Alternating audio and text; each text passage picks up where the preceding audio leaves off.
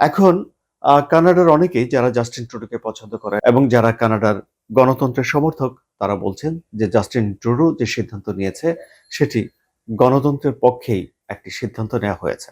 Canada দেশটি একটা বাণিজ্য নির্ভর দেশ এবং আমেরিকার সঙ্গে কানাডার সীমান্ত রয়েছে। কানাডার সাথে আমেরিকার বাণিজ্যের আর্থিক মূল্য $900 বিলিয়ন চেয়ে একটু বেশি বলেই বিশ্লেষকরা জানিয়েছেন।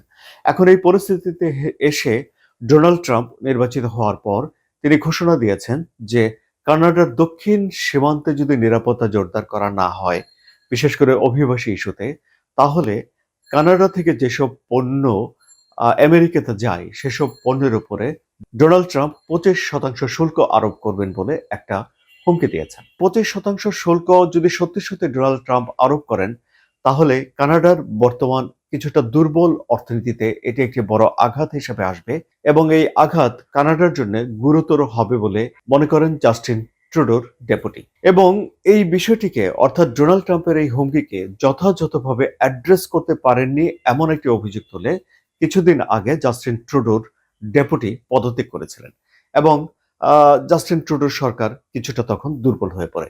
অবশ্য এর আগে কানাডাতে মূল্যস্ফীতি, আবাসন সংকট, অর্থনীতির খারাপ অবস্থায় সবকিছু মিলে জাস্টিন ট্রুডো তার আকাশ সমান জনপ্রিয়তা হারাতে বসেছিলেন, সে কথা তো আমরা সবাই জানি।